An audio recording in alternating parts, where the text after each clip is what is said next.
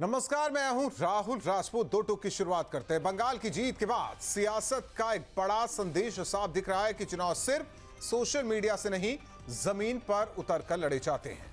BJP हर बार की तरह इस बार भी पूरी तैयारी, मजबूत रणनीति और बूथ स्तर तक की पकड़ के साथ मैदान में उतरी। वहीं विपक्ष पर सवाल उठ रहे हैं कि क्या वो सिर्फ ट्वीट और बयानबाजी तक सीमित रह गया है। बंगाल में बीजेपी की प्रचंड जीत को 27 के लिए यूपी का संदेश माना जा रहा है। जीत के बाद बंगाल बीजेपी के नेता शुवेंदु अधिकारी ने ममता बनर्जी, राहुल गांधी, तेजस्वी यादव के बाद अखिलेश यादव के लिए भी भविष्यवाणी कर दी। उधर यूपी कैबिनेट मंत्री ओपी राजभर ने भी एसपी अध्यक्ष अखिलेश यादव को निशाने पर लिया। उन्हें एसी और पीसी वाले नेता का नाम दिया।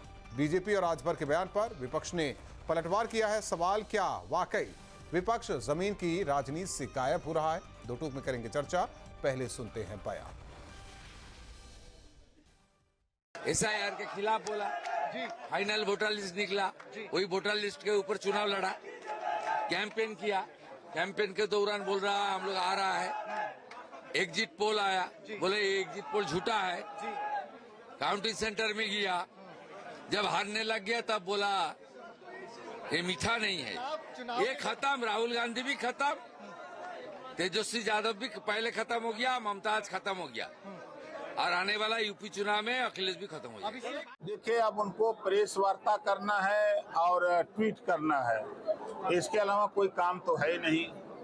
वो उनकी गोली जैसे पहले होता है ना कि गांव में अगर कोई नई दुल्हन आती थी, अगर भैंस का पड़वा मर गया तो वही को दोष लगावे, है ना। तो वैसा हाल बा अखिलेश जी का।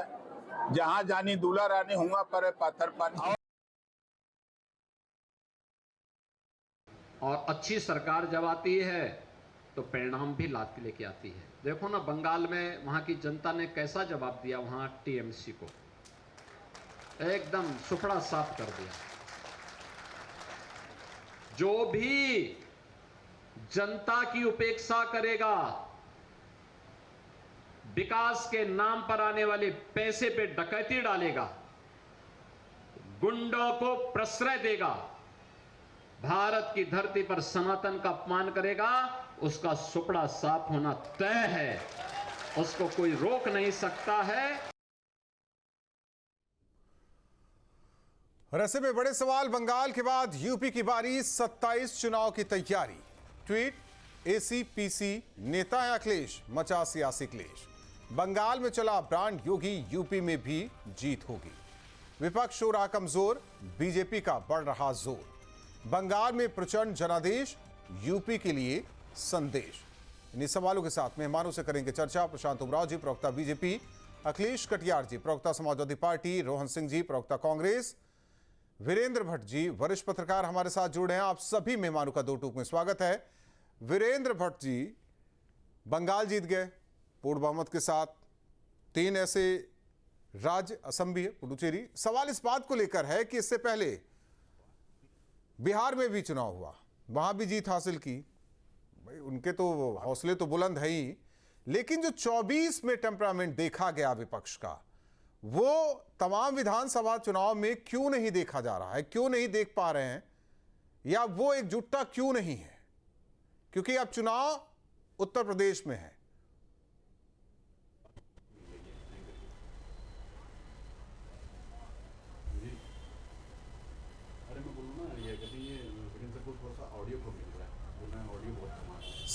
आवाज आ रही है वीरेंद्र भट्ट जी? आवाज आ रही है आपको? ठीक है, आ रही है आवाज? थोड़ा जी, अब थोड़ा बेहतर हुई। मैं कह रहा हूं जो 24 में टेम्परामेंट विपक्ष का रहा, थोड़ा इंप्रूव हुई है और बढ़ा सकते, बढ़ाइए। मैं ठीक है, मैं कहता हूं पीसीआर से सही कराए। अखिलेश जी, राजभर जी आ रहे हैं, कह रहे हैं देखिए ट्वीट वाले, एसी पीसी वाले नेता हैं अखिलेश, 27 में चले जाएंगे। शुवेंदु अधिकारी ने कहा कि तेजस्वी, ममता, राहुल, अब अखिलेश की बारी है। नहीं, जो चुनाव पे जो बात चल रही है राहुल साहब जी, पूरे देश के आम आदमी में एक सवाल है, क्या चुनाव निष्पक्ष हो रहे हैं? इसका जवाब देने में सबकी जुबान पे एक हल्का लचीलापन आ जाता है। और बिहार की बात करें, पश्चिम बंगाल की बात करें, दिल्ली की बात करें, तमिलनाडु की बात करें, राहुल जी 3 मुख्यमंत्री का मैं एक डेटा देता हूं। कोल्हापुर से में लगभग 1 लाख वोट कटे, स्टैलिन साहब 8,795 वोट से आ रहे, ठीक है। ममता दीदी के यहाँ 51,000 वोट काटे गए, वो 15,000 वोट से आ रही। ये मुख्यमंत्री की बात है। केजरीवाल साहब के यहाँ नई दिल्ली 38,000 वोट काटे गए, 4,000 वोट से आ रहे। ये मुख्यमंत्रियों का डेटा है। 27,000 वोट, 27,15,000 पश्चिम बंगाल में वो वोटर है जो सुप्रीम कोर्ट के सामने गुहार लगाता रहा कि हम जिंदा हैं, हम भारत के नागरिक हैं और हमें मताधिकार का प्रयोग करने दिया जाए, ये मेरा फंडामेंटल राइट है। लेकिन कुछ हुआ नहीं, वो घूम रहे हैं। और राहुल साहब, इस भाजपा की जीत की शोर में उन 27 लाख लोगों की आवाज कहां सुनाई देती है, मुझे किसी मीडिया में दिख नहीं रही। बीजेपी को जो पश्चिम बंगाल में वोट पड़ा वो 2,92,00,000 और जो ममता बनर्जी को वोट पड़ा वो 2,60,00,000। फर्क कितना है? 5% का। जो कटे हुए वोट है वो लगभग 5% है। लेकिन कोई सवाल नहीं है राहुल साहब, इस पे कोई सवाल नहीं बनता है, क्योंकि सब बीजेपी हिंदू इकट्ठे हो गया है, बीजेपी जीत गई। एसआईआर की प्रक्रिया करके आपने बिहार में लोकतंत्र लूटा और ऐसी सीटें लाके खड़ी की कि नीतीश कुमार जी के बगल में एक तरफ नितिन नवीन साहब बैठते हैं, एक तरफ अमित शाह साहब बैठते हैं और बैठे हुए सत्ता चली जाती है। न लालू साहब के पास बचा ना कुछ बचा। ये कौन सा लोकतंत्र है? कैसा एसआईआर होता है? कैसा चुनाव होता है? किस इतने लाखों लाख। ठीक है, उदाहरण आपके सामने है कटियार साहब, उदाहरण आपके सामने। तो यूपी को लेकर क्या है आप लोगों का मिजाज? हमारे पास जनता के बीच में जाके ये सवाल उठाने के अलावा राहुल साहब क्या दूसरा रास्ता है? हमारा लोकतंत्र में भरोसा है। हम जनता के बीच में जाते हैं। 3 मुख्यमंत्रियों को, चाहे पश्चिम बंगाल हो, चाहे तमिलनाडु हो, चाहे दिल्ली हो, विपक्ष के मुख्यमंत्री ऐसे हार जाते हैं और वहां वोट कटते जाते हैं, लेकिन कोई सवाल नहीं है। जितने वोट पश्चिम बंगाल में काटे गए, जो आई कार्ड लेके घूमते रहे, लगभग उतने वोटों से बीजेपी सरकार बनाती है, लेकिन कोई सवाल नहीं है। ठीक, बीजेपी चुनाव जीती है। इसीलिए हमें लगता है रोहन सिंह जी आपके भी क्षेत्र में घुस गए हैं, केरलम तक पहुंच गए ये सब। थोड़ी 1, 2, 3, 4 जितनी भी सीटें निकाल ली। आने वाला समय यूडीएफ का भी खत्म हो जाएगा हमें लग रहा है, अगर यही हाल रहा तो। कैसे रोकेंगे इन्हें? राहुल जी, भारतीय जनता पार्टी जानती है कि एलडीएफ खत्म हो जाएगा, उसके बाद कल के दिन में हम मुख्य विपक्षी दल बन जाएंगे। और यहाँ पर भी अब 2029 तक देश में जितने चुनाव हैं, ज्यादातर चुनाव में भारतीय जनता पार्टी और भारतीय राष्ट्रीय कांग्रेस आमने सामने है। बात उसकी नहीं है। ये सब तो जो है कांग्रेस के या समाजवादी पार्टी या तृणमूल कांग्रेस या किसी के भी कहने से। राहुल जी ने आज एक बात कही, राहुल गांधी जी ने, उसको एक समझने की चीज। राहुल गांधी जी ने कहा कि बहुत सारे कांग्रेसी भी खुश है ममता बनर्जी जी के हारने से, या बंगाल में बीजेपी के जीतने का। 2 अलग घटनाएं हैं राहुल जी, मेरी बात अगर समझे तो ये गंभीर बात है। मैं सोचता हूं कि वरिष्ठ पत्रकार भी समझे इसे, सब समझे पैनल में। हाँ, तो राहुल जी, होता क्या है कि 2 घटनाएं घटी। एक भारतीय जनता पार्टी चुनाव जीती है और एक तृणमूल कांग्रेस ममता बनर्जी चुनाव हारी है। राहुल गांधी ने क्या कहा ये बता रहे, सुनिए ना। हाँ। तो होता, राहुल गांधी जी ने तो बोला, बिल्कुल स्पष्ट बोला कि जिस तरह से गैर लोकतांत्रिक तरीके से भारतीय जनता पार्टी चुनाव जीती है, सरकार बनी है, उसके बाद जिस तरह से व्यवहार हो रहा है वहां पर, तृणमूल कांग्रेस के कार्यकर्ताओं को मारा पीटा जा रहा है। बंगाल में पॉलिटिकल वायलेंस का इतिहास रहा है। लेकिन अमित शाह जी ने तो कहा था 6 महीने तक सेंट्रल आर्म पुलिस फोर्सेस वहां रहेंगी। पर ये सारी बातें सारी भटकने से भी दूर मूल सवाल पे लौट के आइए राहुल जी। तो सवाल मूल ये है कि भारतीय जनता पार्टी चुनाव जीती है, ये हकीकत है, लेकिन वो लोकतांत्रिक तरीके से जीती है या वो उसके पास उसका नैतिक अधिकार है उस सत्ता को क्लेम करने का कि नहीं, ये सवाल मूल है ना। भारतीय जनता पार्टी केंद्र में उनकी सरकार है, उनके पास अथाह पैसे हैं। मेरा देखिए, आज हम चर्चा करने बैठे हैं, मैं चर्चा करने बैठा हूं। रोहन सिंह जी, उसको समझिए, उस मर्म को समझिए ना। राहुल जी अब कहाँ बंगाल एक उदाहरण हो गया, सुनिए तो, बिहार एक सुनिए उदाहरण। ना, सुनिए ना,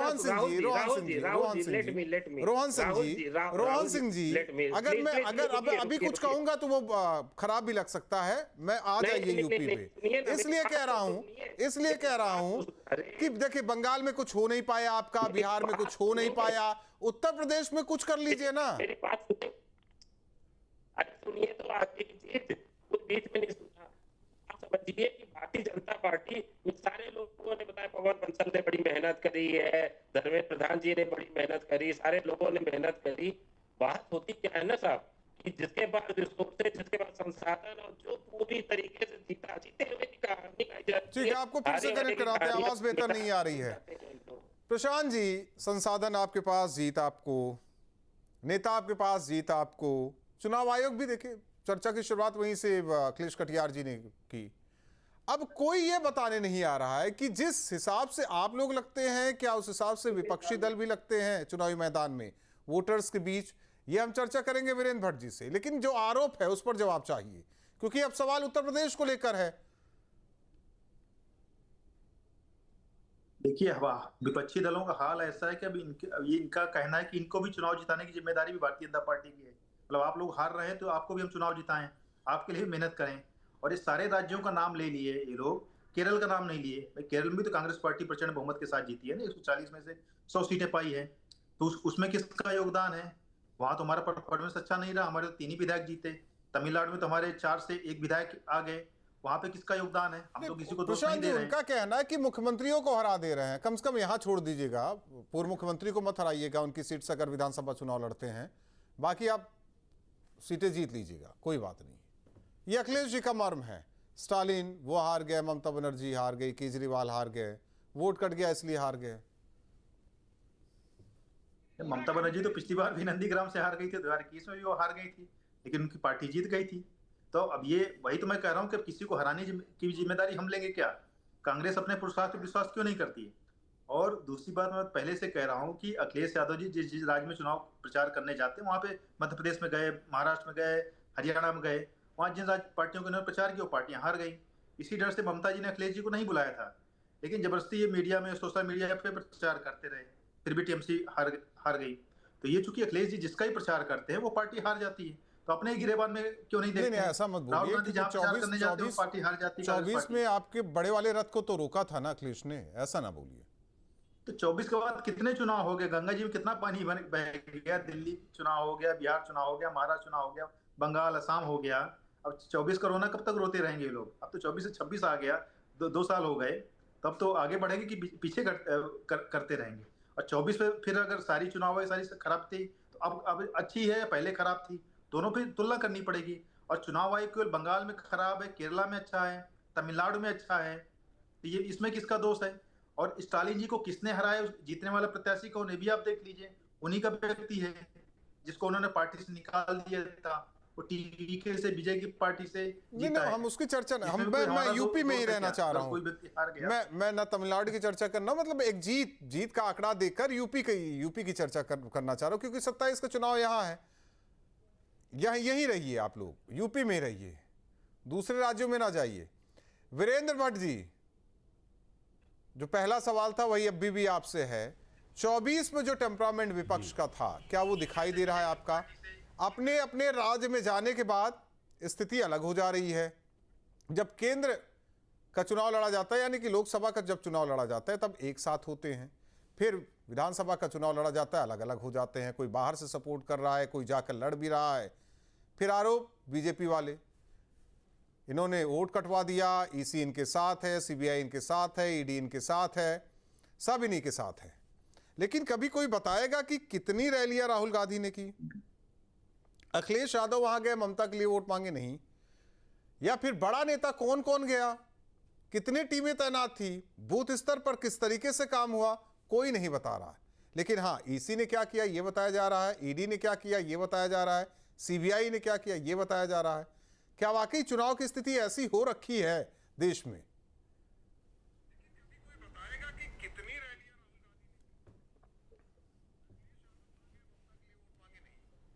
जी, हेलो, आवाज आ रही है आपकी। आपको मेरी 2014 में नरेंद्र मोदी देखिए 2014 में नरेंद्र मोदी के प्राइम मिनिस्टर बनने के बाद से एक युद्ध लगातार चल रहा है, वो है फैक्ट एंड नैरेटिव, तथ्य और कहानियां। तो और यही चीज आज बंगाल के विधानसभा चुनाव में भी देखी जा रही है। जून 2025 में इलेक्शन कमीशन का नोटिफिकेशन जारी हुआ था स्पेशल इंटेंसिव रिवीजन का। जुलाई 25 में सुप्रीम कोर्ट में पब्लिक इंटर लिटिगेशन दाखिल हुई और 10 महीने पूरे हो चुके हैं, लगातार उसके ऊपर सुनवाई चल रही है।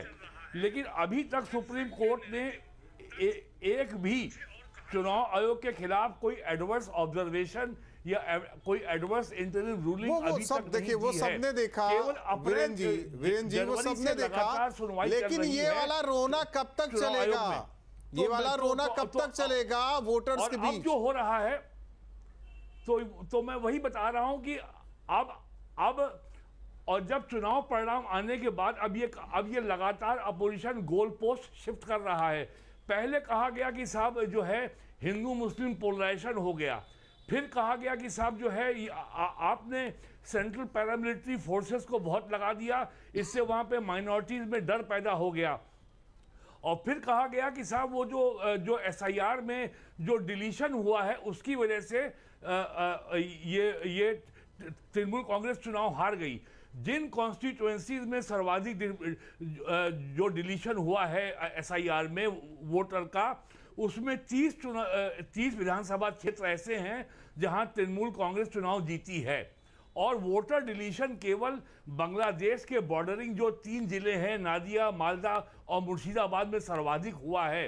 बांग्लादेश और पश्चिम बंगाल में 294 विधानसभा क्षेत्र हैं। ये और सर्वाधिक जो नाम कटे हैं वो इन 3 जिलों में वो तो यूपी में भी हुआ है, यूपी में भी हुआ है, यूपी में हुआ है। अब 27 में चुनाव है यूपी में, यूपी में 27। देखिए ये चीजें यूपी में 2 करोड़ से ज्यादा वोटरों के नाम कटे हैं। तो अखिलेश जी क्या समझा जाए? क्योंकि चटकारे अखिलेश यादव भी ले रहे थे, ये तो बीजेपी वाला कट गया। तो जो अखिलेश यादव यही कह रहे थे ना, ये तो बीजेपी वाला कट गया। ये केवल नैरेटिव वॉर है और कुछ नहीं है। आपने अभी कहा रोना कब तक रोएगा विपक्ष। मैं तो बिल्कुल समझता हूं कि रोना ही है ये, क्योंकि 27 लाख लोग वो भारत के तो है नहीं। इसके लिए निश्चित तौर पे विपक्ष के लिए रोना ही रोने जैसा। मैं तो वही कह रहा हूं ना अखिलेश जी कि उत्तर प्रदेश में भी तो नाम कटा है, उत्तर प्रदेश में नाम कटा है, तो आप वाले गए हैं कि उनके वाले गए हैं? मैं आपसे सिर्फ ये जानना चाहता हूं, क्या किसी मीडिया हाउस की जिम्मेदारी नहीं है कि वो 27 लाख लोग भारत के नागरिक थे, उनका मताधिकार का मत छीन लिया अधिकार? क्या किसी की जिम्मेदारी नहीं राहुल साहब? और वो भी अगर हम उनकी बात करते तो रोना है मेरा ये, अगर ये रोना है तो मैं स्वीकार करता हूं मेरा रोना है। अखिलेश कटियार जी, यूपी में कितने नाम कटे हैं? वो तो बताया ना अभी भट्ट साहब ने। नहीं आप बताइए ना, मैं आपसे बात कर रहा हूं। मैं तो जो भट्ट साहब ने आंकड़ा दिया, नहीं हमारी और भट्ट साहब की बात थी, 2 पत्रकारों के बीच की बातचीत थी, हमारे और अब आपके बीच बातचीत। कितने नाम कटे यूपी? कन्नौज से पूर्व सांसद सुब्रत पाठक, मैं आपसे मैं किसी और की बात नहीं कर रहा, मैं और किसी की बात नहीं कर रहा। मैं तो उनका बयान कटने से जोड़ देता हूं। आप अपनी बात देखिए, अब अपनी बात कर रहे हैं केवल, मैं सबकी बात कर रहा हूं। कितने नाम कटे हैं आप बता दीजिए। क्यों डेटा वेरीफाई करना है राजपूत साहब हमसे? आपको नहीं आपका एक आंकड़ा तो होगा, कुछ तो आंकड़ा होगा आपका। नहीं वो तो चुनाव आयोग की वेबसाइट में लिंक करो, निकल जाएगा उसमें। आप देखिए बंगाल का 27, 28, 30, 35, 40 जितने लाख है उसका डेटा दे रहे हैं। यूपी का मैं कह रहा हूं, यूपी का दे दीजिए क्योंकि 27 में चुनाव आने वाला है। जिन लोगों के मैं बार कह रहा हूं, मैं आपसे कह रहा हूं यूपी में जिनके नाम कटे हैं, सत्ता पक्ष नहीं ध्यान दे रहा है, विपक्ष ध्यान दे, एक एक का नाम जुड़वाए। अभी भी टाइम है, लेकिन करेगा नहीं। दूसरी बात, अभी आप जो बात कर रहे थे, आई-पैक के जो डायरेक्टर है उनको आप उठाते हो और जिस दिन दूसरे चरण की वोटिंग होती है अगले दिन रिलीज कर देती है। लेकिन इसका भी कोई मतलब नहीं राहुल जी, ना इसकी कोई निंदा करेगा। ये तो सरकार का मामला है। जिस दिन मर्जी उठाए, जिस दिन मर्जी बंद कर दे। हम उस कोई संस्था का दुरुपयोग नहीं है साहब। इलेक्शन कमीशन के लिए एक मिनट, मैं अखिलेश जी इतने ही सत्ता के भूखे हैं बीजेपी वाले, तो फिर वो केरल भी ले लेते, तमिलनाडु भी ले लेते, कुछ ना देते, किसी को कुछ ना देते। मैं तो सत्ता की भूख की बात नहीं कर रहा। और क्या? इलेक्शन कमीशन का अपॉइंटमेंट और इसके बाद उसके लीगल प्रोसीडिंग से इम्यूनिटी, दोनों चीजों पे देश में बात होनी नहीं चाहिए कि इनके खिलाफ कभी एफआईआर नहीं होगी, इनके खिलाफ कभी कानूनी चले कार्रवाई जाइए नहीं। सुप्रीम कोर्ट, रोहन जी सुप्रीम कोर्ट चले जाइए, गए भी हैं, ऐसा नहीं है कि नहीं हम गए इसकी तारीफ कर रहे हैं हैं। मैं तो कह रहा हूं चले जाइए, कब वही घूम फिर कर वही आ जाते। मैं बार बार पूछ रहा हूं। राहुल, एक मिनट अखिलेश कटियार जी यही से ट्वीट करते रहे ना अखिलेश यादव ममता के लिए, यही से बयान देते रहे ना। एक बात कह रहा हूं, एक नैतिक आधार पर चले जाते। पूर्वांचल के बहुत लोग रहते हैं, अवध के भी बहुत होंगे। एक बार इसकी भी निंदा कर दो कि 27 लाख लोगों को वोट करने को मिलना चाहिए। एक बात मैं कह रहा हूं, कम से कम उन वोटर्स को समझाने जाते। और आपने क्यों नहीं, एक चीज बताइए, आपने क्यों नहीं कांग्रेस से कहा कि भाई लड़ने दो टीएमसी को, 2, 4, 5, 10 सीटें ले लीजिए, आप लोग लड़ लीजिए। है आप लोगों में सहमति है? मैं आपसे ये पूछ रहा हूं कि 27 लाख लोगों का जो वोट डालने का अधिकार नहीं मिला, उसकी आप निंदा करते हैं या नहीं? यूपी में जो नहीं मिलने वाला है, आपसे मैं पूछ तो रहा हूं, अखिलेश कटियार, मैं आपसे सवाल, यूपी के नेता हैं आप, यूपी की बात मैं कर रहा हूं। यूपी में जो होने वाला है उसके लिए आप क्या कर रहे हैं? उत्तर प्रदेश के लिए तो हम सब लोग मिलकर करेंगे, लेकिन 27 लाख करेंगे, 7, 8, 9 महीने चुनाव रह गया, रहने दीजिए। रोहन सिंह जी, लोकतंत्र खात्मा हो चुका है, लोकतंत्र की हत्या हो चुकी है, सारी चीजें जो हो चुकी है, इसी लोकतंत्र में आप भी जीत जा रहे हैं, आपकी सीटें भी निकल जा रही है। 24 का उनका रथ रोक दे रहे हैं, 400 पार नारे को आप लोग खारिज कर दे रहे हैं। फिर भी लोकतंत्र की हत्या, लोकतंत्र खत्म हो चुका है, तानाशाही चल रही है। आपके नेता क्या कर रहे हैं? कभी आप लोगों ने पूछा कितनी रैलियां की, कितनी टीमें बनाकर, बूथ स्तर पर क्या काम हुआ किया? आपकी आवाज क्लियर नहीं आ रही, कट कट के आ रही है। अब ऐसा ना कहिए जैसे राहुल गांधी का लोकसभा में बंद कर दिया जाता है, ये भी बंद कर दिए। राहुल जी मैं फिर से पीसीआर से कहता हूं ठीक करा है। प्रशांत उमराव जी बताइए, चुनाव आयोग कब तक जितवाता रहेगा? आप भले क्यों 3 ले लिए, आप 2 और ले लेते राज। देखिए, जब बंगाल में चुनाव तो टीएमसी और कांग्रेस का तो अलायंस था नहीं। राहुल गांधी वहां चुनाव प्रचार करने गए नहीं। ट्वीट हालांकि वहां किया कि टीएमसी गुंडों की पार्टी है, टीएमसी जो है लोकतंत्र को नहीं मानती। अब कह रहे हैं कि टीएमसी क्यों हार गई? ये तो आप भैया पहले अलायंस कर लेते। जब आपने मेहनत की नहीं, आपके अधीर रंजन चौधरी जी लगातार वहां अपने दम पे लड़ते रहे, अपना कोलकाता की प्रॉपर्टी बेच दी चुनाव लड़ने के लिए। 2 सीटें आपकी आई हैं वहां पे पश्चिम बंगाल में, और तमिलनाडु में भी आप जिसके साथ अलायंस किया वो पार्टी हार गई। केरला का कोई नाम नहीं ले रहा कि केरला में कांग्रेस पार्टी कितना अच्छा परफॉर्मेंस हुआ है, तो किसकी वजह से हुआ है? कांग्रेस की बात नहीं होगी, बस टीएमसी हार गई, बात इस पर होगी। वेणुगोपाल की बीजेपी जीत गई, बात इसमें होगी, बाकी किसी पर बात नहीं होगी। प्रशांत जी एक सवाल यह है कि यूपी में कितने नाम कटे हैं, जिस बात का जिक्र बार बार अखिलेश कटियार कर रहे हैं। अखिलेश यादव ने विकार है, ये तो बीजेपी वाला है, बीजेपी वाले कट गए सारे नाम, आप कैसे जीतेंगे सब? तो इसमें तो समाजवादी पार्टी को प्रसन्न होना चाहिए। तो पिछले 1 साल से समाजवादी पार्टी के लोग कह रहे हैं कि हमारे जो बीएलए हैं मेहनत से काम करे, सपा के कोई किसी वोटर का नाम नहीं कटा। अगर भाजपा के वोटर्स का नाम कटा तो अच्छी बात, उससे मतलब नहीं है, प्रसन्न होना चाहिए ना। वो तब नहीं उन्होंने कहा कि हमने तब सारे नाम अपने लोग जुड़वा लिए। वो ये नहीं पूछने आ रहे हैं कि उनके भी हक की आवाज कोई उठाएगा, उसकी जिम्मेदारी तो आप लोगों की है। उनके वाले हैं, आप वाले नहीं है, चलेगा ऐसे ही। हमारे अगर कटे होंगे तो हम लोग तो उनको दोबारा जुड़वा रहे हैं। फॉर्म 6 भरने की प्रक्रिया चल रही है, चुनाव में समय हम लोग जुड़वा लेंगे, उसमें इनकी चिंता करने की क्या बात है? क्यों परेशान हो रहे हैं? इन्होंने तो जुड़वा लिए ना अपने लोगों के नाम, इनके सबके एसआईआर में नाम आ गए हैं। उत्तर प्रदेश से तो कहीं कोई इस तरह की शिकायत आई नहीं है, तो फिर ये लोग क्यों परेशान हो रहे हैं? वीरेंद्र जी, 27 का कुछ दिख रहा है, अभी ट्रेलर दिखाई दे रहा है आपको कुछ?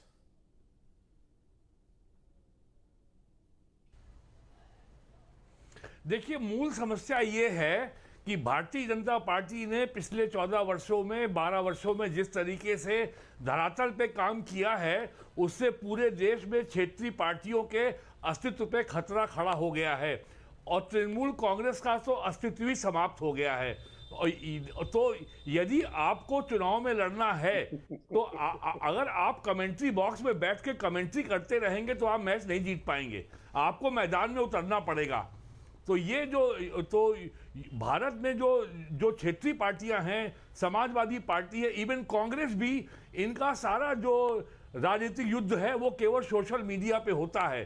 धरातल पे उतरना पड़ेगा, तभी आप बीजेपी से लड़ सकते हैं।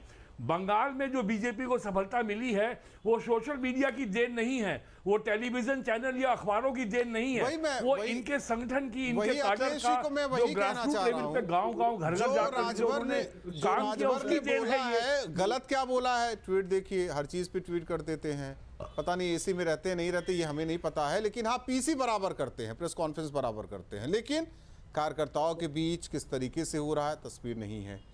जिले जिले जाकर तो प्रेस कॉन्फ्रेंस करके आप इलेक्शन नहीं जीत सकते। नहीं, जो है सच्चाई वो है। अब अखिलेश जी को बुरा इसलिए लगेगा क्योंकि उनके बड़े नेता की बात हो रही है।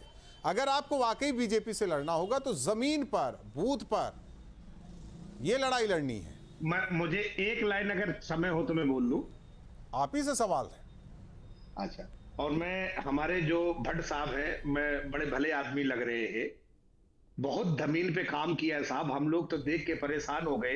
आप जिस शहर में रह रहे होंगे स्मार्ट सिटी तो बन ही गए होंगे, और जो रुपए की डॉलर जिस पे छाती ठोक ठोक के कहते थे रुपया गिरा जा रहा है, फिर आ गया, 40 रुपए रह गए। फिर एक मिनट साहब, एक मिनट, आप अपनी पार्टी की बात कीजिए ना। किसानों की आमदनी तो दोगुनी हो ही गई होगी। आप अपनी पार्टी की बात, फिर वही है मुलायम। एक मिनट, मुलायम सिंह, सुनिए अखिलेश कटियार जी, अखिलेश कटियार जी, सबको समस्या है, सबको समस्या है, सबको समस्या है। अखिलेश कटियार जी, अखिलेश कटियार जी, सबको एक मिनट, अखिलेश कटियार जी, सबको समस्या है, मैं मानता हूं सबको समस्या है, लेकिन अखिलेश यादव बेट पर नहीं, एक बात सुनिए, एक बात सुनिए अखिलेश यादव जी, अखिलेश कटियार जी, एक बात सुनिए। अखिलेश यादव सोफे पे बैठे रहेंगे, ये मुद्दा चल रहा है, सब परेशान है, तो वोट दे देंगे क्या? यकीन है उनके बीच जाएगा ना, कोई उनके बीच जाएगा, मेल मुलाकात होगी।